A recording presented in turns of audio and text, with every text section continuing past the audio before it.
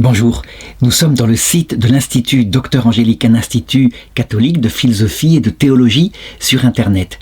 Et nous sommes dans une série de cours consacrés à ce qu'on appelle la patrologie, qui étudie la pensée des pères de l'Église, ça veut dire des premiers intellectuels qui, dans l'Église, au tout début, ont eu une influence sur toute la suite.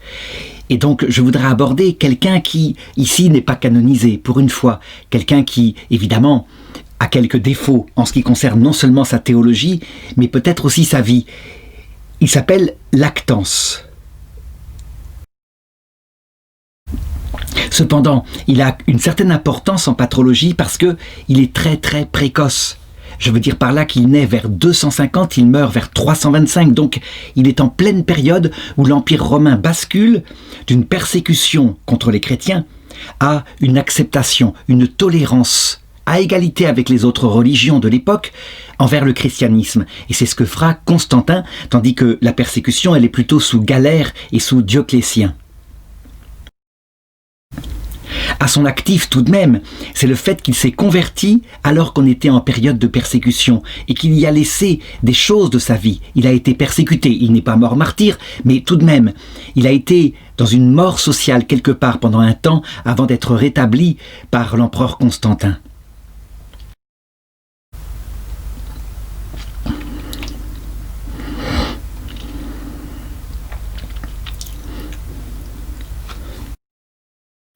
Alors, avant de regarder ses œuvres, parce qu'il en a laissé, sinon il ne serait pas un père de l'Église, eh bien il faut raconter succinctement sa vie. On ne connaît pas grand-chose, comme c'est souvent le cas à cette époque-là, puisque les documents ont souvent été détruits par les aléas du temps.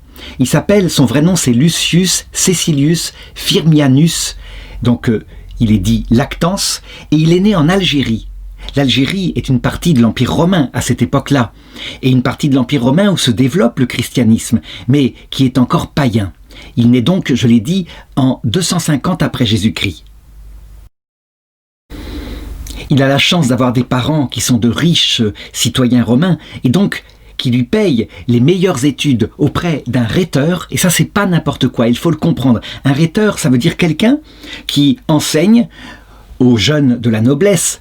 D'ailleurs, Aristote, bien avant en Grèce, avait déjà critiqué cette façon de faire. Il enseigne non pas la philosophie, ça veut dire la recherche de la vérité, mais plutôt la vraisemblance, la capacité à parler, la capacité à s'exprimer.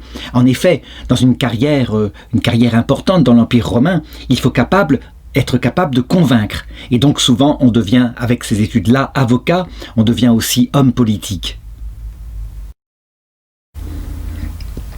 Ce professeur est célèbre, il a laissé une bonne réputation, il maîtrisait parfaitement la langue grecque et aussi la langue latine, il s'appelle Arnobe. Arnobe, il est connu par Saint Jérôme, qui raconte qui il était.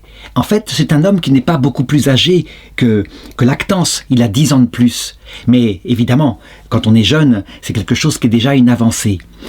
C'est un rhéteur qui apprend comment se servir des mots pour défendre une thèse, et peu importe la thèse.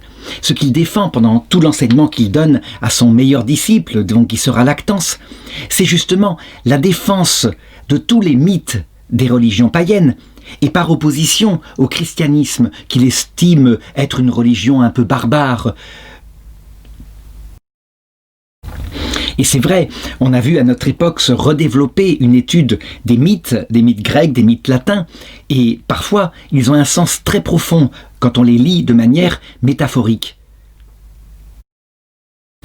Toujours est-il que l'art de la rhétorique consiste avec les mots à mettre en avant l'extrême richesse que contiennent ces mythes, et on peut parallèlement se servir de ces mots pour dénigrer l'extrême pauvreté littéraire, non seulement de l'Ancien Testament, dont le style littéraire évidemment n'est pas comparable à celui de Cicéron, d'autant plus que ce sont des hébraïsmes et qu'il est traduit en grec par la suite, mais en plus de montrer la pauvreté de ces histoires. On ne peut pas en tirer, dit-il, beaucoup d'enseignements concernant la nature humaine. Évidemment, tout cela n'est dit que parce qu'il ne partage pas la foi chrétienne.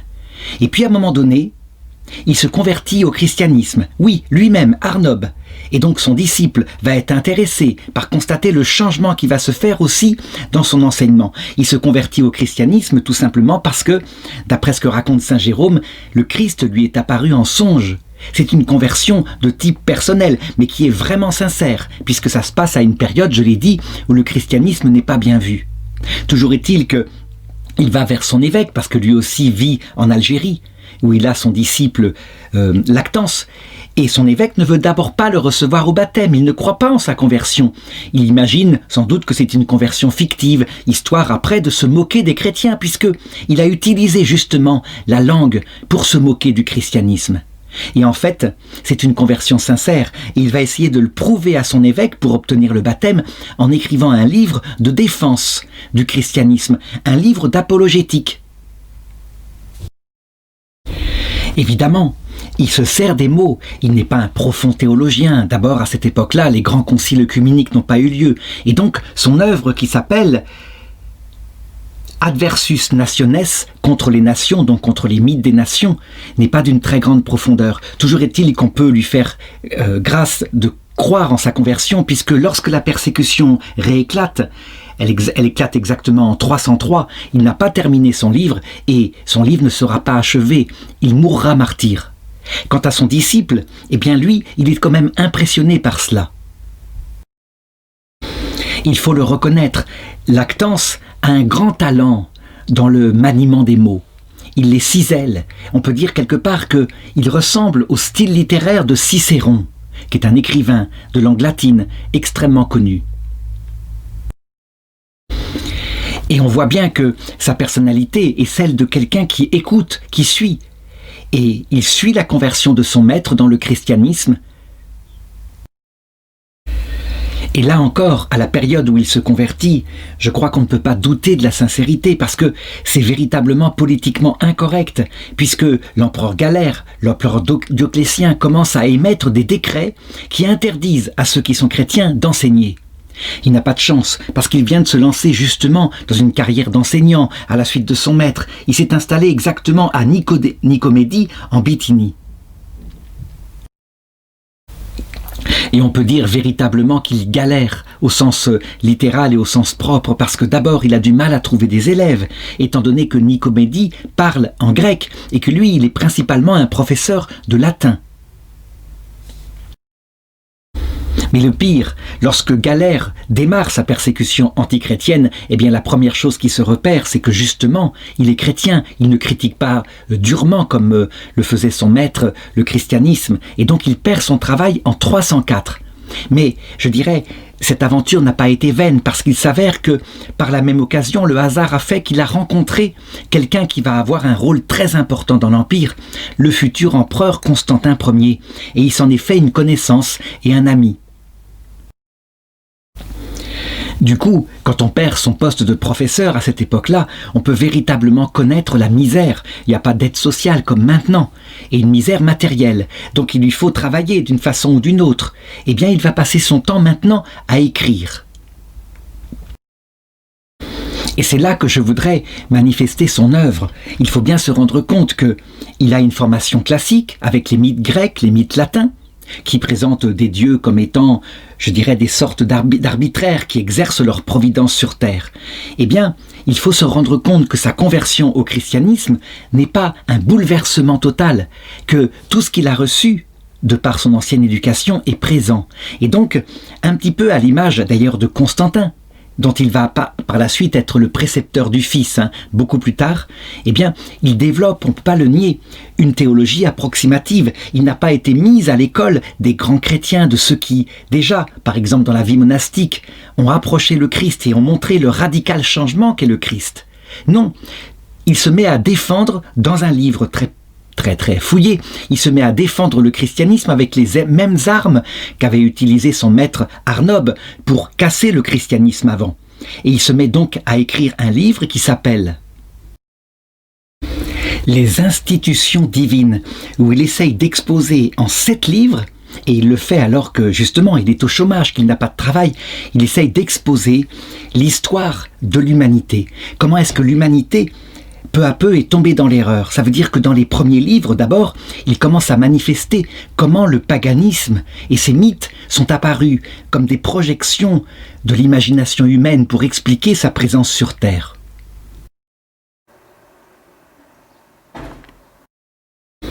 Alors attention, il ne faut pas chercher dans ce livre une théologie très poussée, très en nuances. Il faut dire qu'il n'a rien d'autre que la Bible, dont d'ailleurs il lit le livre, mais avec un certain mépris pour son genre littéraire. Je l'ai montré tout à l'heure. Et ça, il le tient de son maître, évidemment.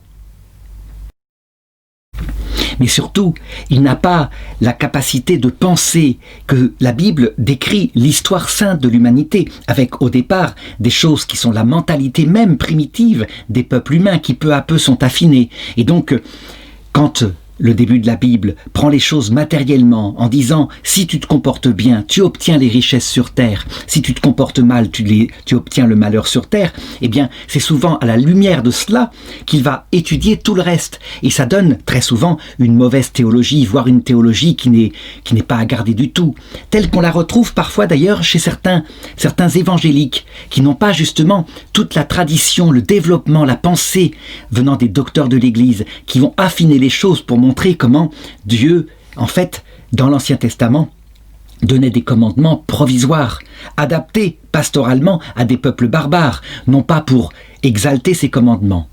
Et du coup, ça donne une lecture de l'histoire de l'humanité qui est un petit peu caricaturale. Il noircit donc les mythes païens, et actuellement l'Église dirait, mais non, il faut regarder aussi qu'il y a en eux parfois semés par l'Esprit Saint des petites graines qui plus tard pousseront dans la vérité, et je dirais, qui permettront au Christ de mieux paraître dans sa lumière. Certains auteurs plus tardifs manifesteront cela. Ils avaient reçu comme lui une éducation classique et ils sauront regarder à travers ces mythes qu'il y a des préfigurations du Christ. C'est pas du tout le cas pour Lactance. Et au contraire, lorsqu'il arrive dans les livres 5 et 6 où il exalte l'apport nouveau du Christ, eh bien, pareil, c'est du même genre. En réalité, tout se réalise de la part de Dieu dans une justice que lui, il applique sur les hommes depuis le ciel. Donc quelque part, il y a quelque chose qu'on peut retrouver chez Jean Calvin au XVIe siècle. Dieu applique sur l'homme sa providence et tout ce qui arrive à l'homme, en fait, finit par servir pour glorifier Dieu, simplement. Dieu se glorifie aussi bien par ceux qui se comportent mal et qui sont punis, donc très durement en enfer, que pour ceux qui se comportent bien et qui obtiennent une récompense matérielle au paradis. L'homme doit donc se soumettre aux volontés de Dieu en accomplissant les commandements, et c'est ça qui fera qu'il aura récompense ou châtiment.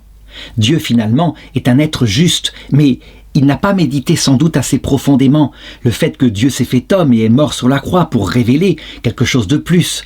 Donc c'est comme si l'Ancien Testament, qui correspond quelque part à ce qu'il a vu dans les mythes grecs, ça veut dire les dieux grecs étaient comme ça, ils appliquaient leur arbitraire sur l'humanité, eh bien c'est comme si l'Ancien Testament permettait de comprendre le Nouveau Testament et pas l'inverse.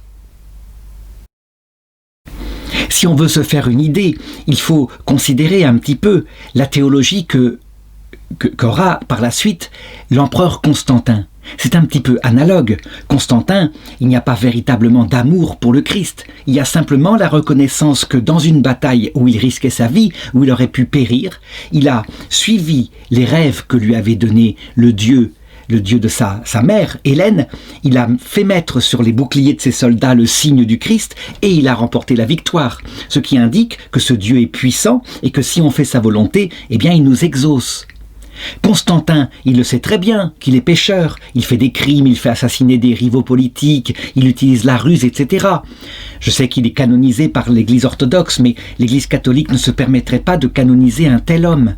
Résultat, parce que ce qui l'intéresse, lui, c'est de gagner sur terre, il a de l'ambition, et de gagner, éventuellement, le paradis matériel de l'autre côté, eh bien il retarde son baptême, il le retarde au maximum. Il a entendu dire que quand on est baptisé juste avant la mort, tous les péchés étant lavés, on peut aller au paradis comme ça par le fait même qu'on a reçu le baptême. De même, s'il réunit à certains moments des conciles pour organiser l'Église. C'est aussi afin que son empire soit unifié, parce que l'Église elle-même est divisée par de grandes querelles théologiques. Il faut donc que les évêques, qui sont les chefs de l'Église, s'entendent.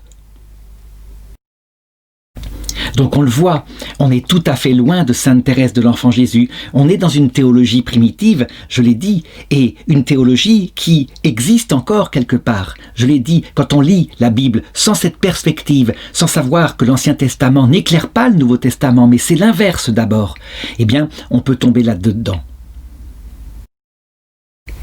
Alors évidemment, quand il expose le christianisme pour le mettre en valeur en utilisant tout l'art de sa rhétorique dans ses livres de l'institution divine, ça c'est un petit peu mieux, mais ce n'est pas fameux non plus. Ça veut dire que l'amour de Dieu n'est pas mis en avant, mais plutôt sa justice. Par exemple, quand le Fils meurt pour prendre sur lui les péchés des hommes, c'était exclusivement une question de dette de justice.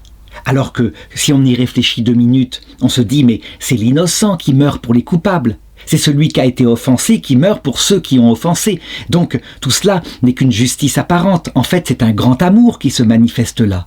Eh bien, il n'a pas l'idée de se dire cela.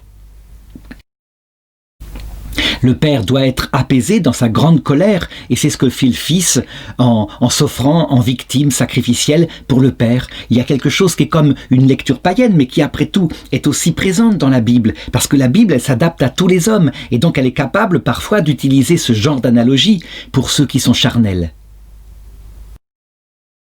Manifestement, ce qui fait que Lactance est célèbre, c'est simplement son style littéraire. Ça veut dire qu'on l'a surnommé le Cicéron chrétien. Ça veut dire qu'il écrit bien. Mais en théologie, il faut le regarder plutôt de manière archéologique. Il utilise très peu les écritures chrétiennes, ce qui est quand même fâcheux pour quelqu'un qui vient de se convertir au Christ. Il utilise surtout les mythes grecs et l'Ancien Testament.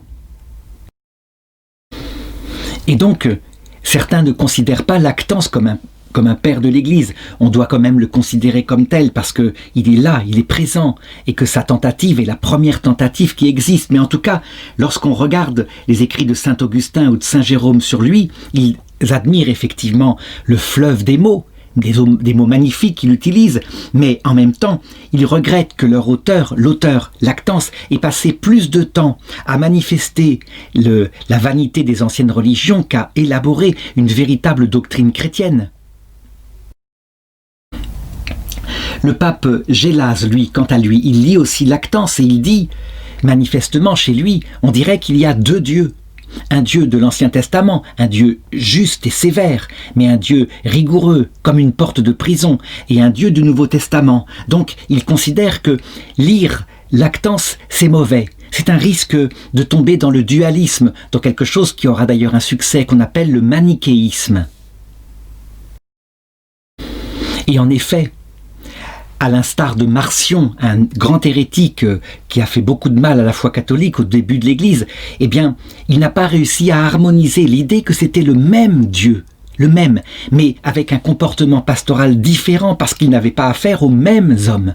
Un peu comme un père qui, par exemple, étant brûlant d'amour pour son enfant, quand il le voit dur, capricieux, arbitraire, cet enfant, eh bien, il peut le soumettre à des punitions du même style afin de casser un petit peu son orgueil, ne serait-ce que par la peur.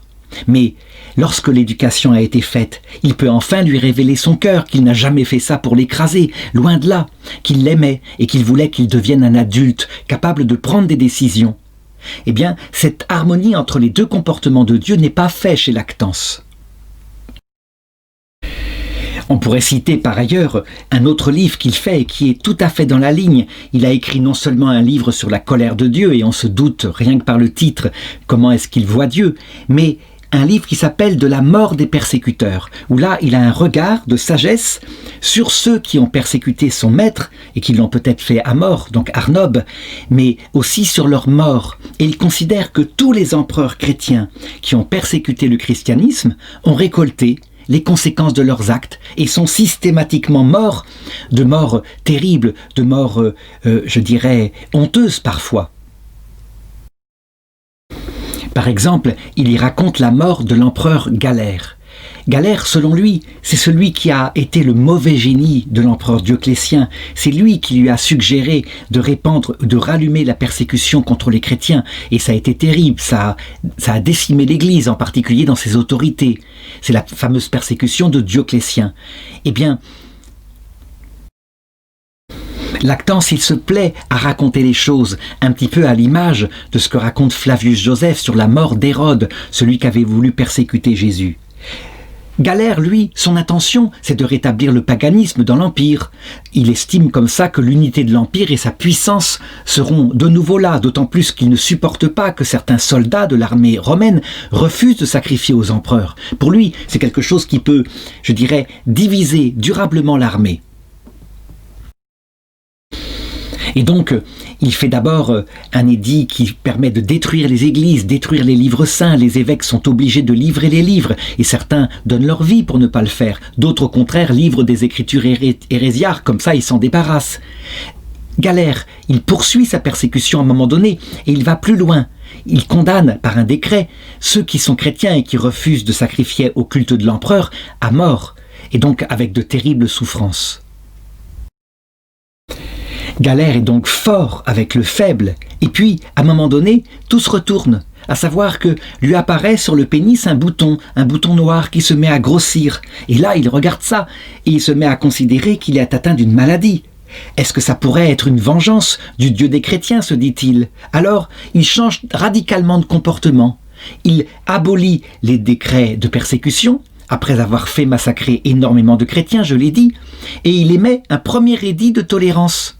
Il estime comme ça que si c'est le Dieu des chrétiens qui s'est vengé de lui, eh bien, le Dieu des chrétiens se comportera avec bonté vis-à-vis de lui. Ainsi, après avoir été dur avec les faibles, voilà qu'il se montre veule avec ceux qui sont forts, et en particulier avec le Dieu des chrétiens qui exerce maintenant sa colère et sa vengeance. Les auteurs modernes, en regardant la description de Lactance, pensent que l'empereur Galère a été atteint d'un cancer du pénis, un cancer qui évidemment à cette époque-là ne pouvait pas être soigné, si bien que s'y est mis la gangrène sur la partie la plus honteuse de sa personne, et finalement il est mort dans de terribles souffrances. Donc il meurt en mai 311, quelques jours seulement après la promulgation de son édit de tolérance. Voilà quelque chose qui, évidemment, fait réfléchir Lactance. Et il imagine ensuite, condamné aux peines éternelles dans l'autre monde, au feu qui ne s'éteint pas. Si Lactance avait davantage lu le Nouveau Testament, il aurait vu que Jésus lui-même, il a une attitude, il a des paroles, des enseignements par rapport à ces malheurs qui frappent non seulement les tyrans, mais plus que ça, qui frappent tous les hommes. Par exemple, quand s'écroule la tour de Siloé qui fait 18 morts. Jésus dit en Luc chapitre 13 verset 4, « Ces 18 personnes tuées dans la chute de la tour de Siloé, pensez-vous que leur dette fut plus grande que celle de tous les hommes qui habitent à Jérusalem? Non, je vous le dis, et si vous ne voulez pas vous repentir, vous périrez tous de même. » Qu'est-ce que nous apprend Jésus? À regarder d'abord son propre péché. Regardez le péché de Galère, oui, c'est vrai, c'est gravissime, mais c'est simplement peut-être nous qui n'avons pas eu le pouvoir qu'a eu Galère, et donc nous ne pratiquons pas ces mêmes choses pour, je dirais, épurer ceux qui ne partagent pas nos idées. La réalité, c'est que tous nous portons le péché en nous, et que tous nous périssons, sans exception. Pourquoi? Pas pour être conduits en enfer éternel, et pour que la vengeance de Dieu s'exerce. Ça, c'est la vision de Lactance. Mais parce que, comme le dit saint Paul, Dieu a soumis tout homme à la désobéissance, afin de faire à tout homme miséricorde. Ça veut dire lui montrer sa vérité, lui montrer sa misère, lui montrer ses erreurs, et faire qu'il puisse se repentir. Et s'il se repent, en voyant le cœur de Jésus, eh bien il peut être sauvé, bien sûr. Simplement, dans l'éternité, il se souvient toujours qu'il a été sauvé, et qu'il n'est pas, je dirais, quelqu'un qui doit son salut à ses propres mérites. Donc, ces épreuves-là, et cette même désobéissance, il l'a fait servir au salut des hommes pour qui il est mort sur la croix. On voit bien à quel point, s'il avait contemplé davantage la croix de Jésus, il n'aurait pas tiré de telles conclusions, mais il aurait d'abord regardé son propre péché, pour, par là, considérer la miséricorde de Dieu sur lui, puis sur l'empereur Galère éventuellement. Du coup, eh bien, les auteurs chrétiens, qui évidemment vont beaucoup plus loin par la suite, qui sont des contemplatifs, dénigreront assez les écrits de Lactance tout en vantant son style, et par exemple regarderont des choses qui sont chez lui extrêmement primitives. Dans la matière, on peut dire, alors que les mots sont très beaux. Ils en donnent souvent l'exemple suivant. la façon dont il se moque des astronomes grecs qui avaient démontré que la Terre était ronde, très très longtemps avant sa naissance, peut-être 600 ans avant sa naissance. Pour lui, c'est évident, la Terre est plate, et il se moque des prétentions de ceux qui croient que la Terre est ronde de la façon suivante. Ceux qui pensent qu'il y a des antipodiens, ça veut dire des gens qui sur la boule qu'est la Terre habiteraient la tête en bas. Opposés à nos pas, cela a-t-il quelque sens ? Ou bien y a-t-il quelqu'un d'assez inepte pour croire qu'il y a des hommes dont les plantes des pieds sont au-dessus de leur tête ? Ou bien que ce qui est posé par terre, pour nous, pend en étant renversé ? Que les herbes et les arbres croissent vers le bas, que les pluies, la neige et la grêle tombent sur terre vers le haut ? On devine que le style est fort, mais évidemment, il manque d'intelligence. Eh bien, s'il en manque en philosophie, ce que dévoilera, ce que manifestera d'ailleurs Nicolas Copernic dans son livre qu'il écrit au pape Paul III pour montrer que la Terre est véritablement une sphère, eh bien, il en manque aussi au point de vue chrétien. C'est de la même façon. On a une analogie qui permet de le comprendre. Ce qui est certain, c'est que la fin de sa vie a dû le conforter dans l'idée que, parce qu'il s'était bien comporté, qu'il avait défendu Jésus, et sa pensée, du moins le croyait-il, eh bien, il en héritait des conséquences. Parce que il s'avère que celui qu'il avait connu dans son enfance, Constantin, devient l'empereur qui ratifie l'édit de tolérance et qui fait de la religion chrétienne véritablement une religion à égalité avec les autres dans l'Empire. Mais il devient quelque part secrètement chrétien, et sous l'influence de sa mère, il prend qui comme précepteur de son fils Crispus ? Eh bien, Lactance. Et il lui demande d'enseigner à son fils non seulement la grammaire, les lettres, parce qu'il a écrit des livres là-dessus aussi, j'ai oublié d'en parler, mais ça tous les grammairiens de l'époque le faisaient, mais aussi de lui donner une vision du monde, qu'il partage d'ailleurs avec lui, cette vision que j'ai indiquée tout au long de cette vidéo. On ne sait pas comment il est mort et quand il est mort, mais il est certainement mort dans son lit. En tout cas, il n'est certainement pas mort martyr, puisque l'Empire, lui, est devenu politiquement chrétien, après. Ce qui est certain, c'est que son avenir littéraire va être mitigé. Et on peut même dire que, au moment de l'époque des Lumières, à la Renaissance, avec l'apparition par exemple de Voltaire, eh bien, ceux qui veulent taper sur le christianisme, au lieu de regarder les grands auteurs, beaucoup plus nuancés, beaucoup plus profonds, qui viendront par la suite, ils ont tendance à regarder et à mettre en avant Lactance. Par exemple, c'est ce que fait Voltaire, en disant « Regardez Lactance, c'est le parangon des pères de l'Église, le père de l'Église ignorant, superstitieux, véhément, qui emploie des mots pour faire croire qu'il connaît tout sur tout, alors qu'il ne connaît rien. » Suite à Voltaire, il sera ensuite méprisé par la critique universitaire qui se moquera de ses thèses, du caractère primitif de sa pensée. Je pense qu'on a tort de faire cela, parce que ne serait-ce que d'un point de vue archéologique, il faut comprendre, Lactance marque une étape de l'histoire de l'Église, une étape où on n'a que les Écritures, on a principalement l'Ancien Testament, qui a été traduit en grec, c'est la Septante, et du coup, on peut aboutir à ce genre de théologie. Je crois que on devrait plutôt regarder ce qui se passe dans certains milieux évangéliques où on a quelque part la pensée de Lactance qui est là, vivante, de nouveau, où on prétend que si on se convertit au Christ, alors on n'aura plus de malheur. Que si on a des malheurs, c'est qu'on a manqué de foi au Christ, puisque le Christ le dit. Il suffit que vous croyiez et, je dirais, vous commanderez à cet arbre de se jeter dans la mer et il le fera.